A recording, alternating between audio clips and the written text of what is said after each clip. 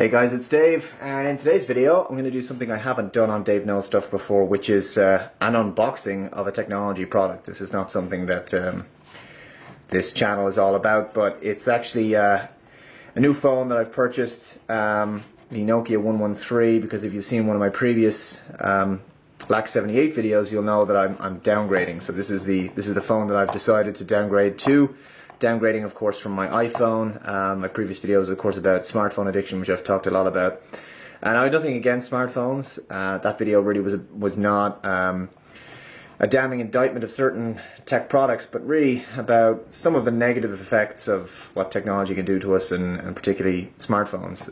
Anybody in the developed world will tell you that where smartphones are prevalent, there is a great many users who just seem to be totally enraptured in their phones to an obsessive level, and you can see it everywhere in public places. And me personally, I think my smartphone usage was quite high, and I understand smartphone addiction myself, having experienced a degree of it, although I don't think I was too bad. So I decided that, look, I just want a phone for basic phone calls and texting, and that this phone would be suitable. So I got this from Vodafone's website here in Ireland for €39. The Nokia 113. I have opened the packaging before, but I haven't taken the phone out, so or turned it on yet. So here it is.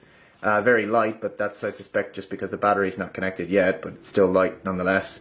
And this nice glossy keypad, glossy plastic.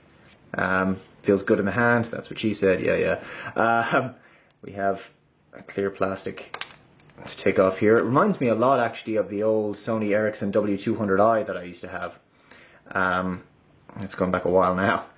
So let's just have a brief look around here. We have headphone jack and the power connection point right here.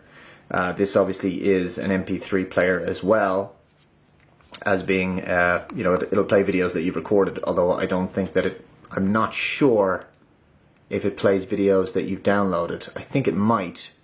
But even though it does have internet access, it's pretty poor internet access. It's I believe it's over 2G or 2.5G network, and the software compresses down web pages to effectively a really cut down preview, just text with very small amount of graphics.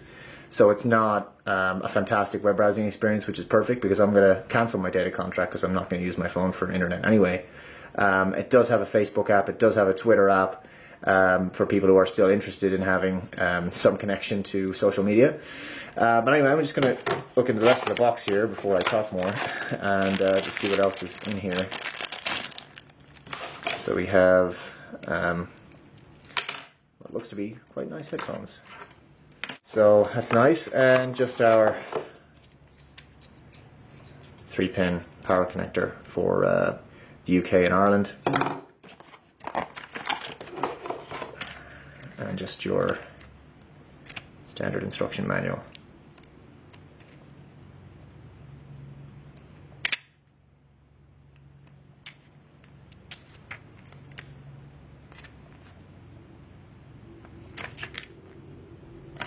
Okay, so nothing remarkable. Sliding off the back, we'll get access to where we insert the memory card, which is right there, and obviously the SIM. Now I haven't got my SIM just yet, so I'll put that in a moment. But let's see if we can get this thing turned on. There we go. Alright, so the on switch located there. Yeah, we're going to start without the SIM card. Oh, I have not heard that noise in a long time. Obviously it's locked to Vodafone phones. We'll select English. The main menu, I guess. We have applications and contacts and a call log. Photos. Settings, store. Messaging, the Nokia browser, that should be interesting, and music. So there is a music player there. My apps, games, calendar, alarm clock, calculator, the usual stuff. A voice recorder, which is obviously useful. Notes, timer, and a stopwatch. Guys, I've spent the last 20 minutes in between this last edit copying over a whole lot of context from my iPhone here because unfortunately it didn't bring them over when I tried to load them from the SIM, which I've just inserted. So I've had to, not all context, but a good majority of them. One thing I'd like to try first would be the camera. I presume that is under here somewhere. Let's just try and find where that is. Maybe it's under photos. There you go. Pretty much what I would expect from a camera this size.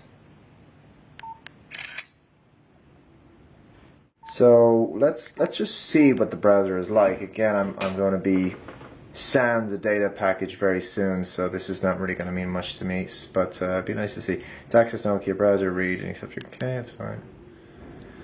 All right, so. Let's see what we're looking at here. So, oh, okay, so it just gives us the option to search, I presume the web. Is this the Nokia website, Facebook, quick launch for Facebook, Twitter, and Wikipedia. So let's just see if we can do a search. So I've asked it to search for Computing Forever, and I have an option here. Do it through Google, Yahoo, or Bing. Let's just do it through Google.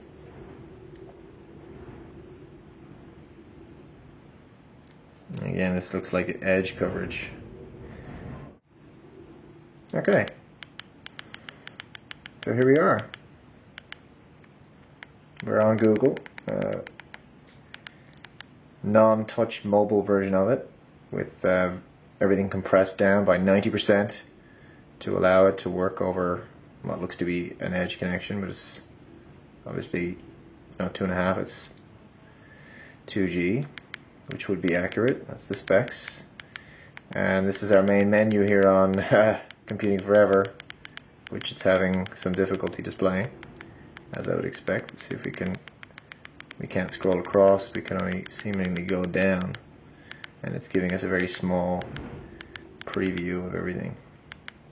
The most recent articles, we can click on any number of these. So it's actually not as bad as I thought, actually, but yes, I thought it was going to be much worse than this. So yeah, I mean, it's web in an emergency is how I would define this. And a music player.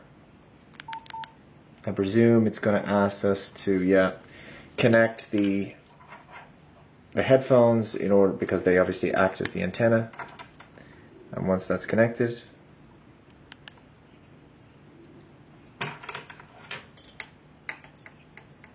I don't know if you can hear this.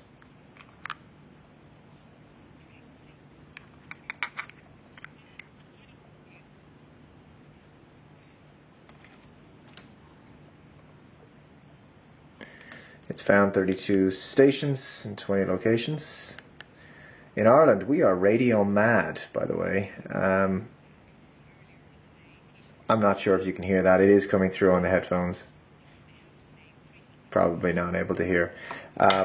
So that's the stations. I'm just going through them. Doesn't look like it's assigned a name to them. But there they are. That's a radio, which is handy to have, because that's not something I have even on an iPhone. I am going to have to get used to using this kind of a keypad to text again, which is going to probably drive me crazy, having to press a button several times to get the letter you want.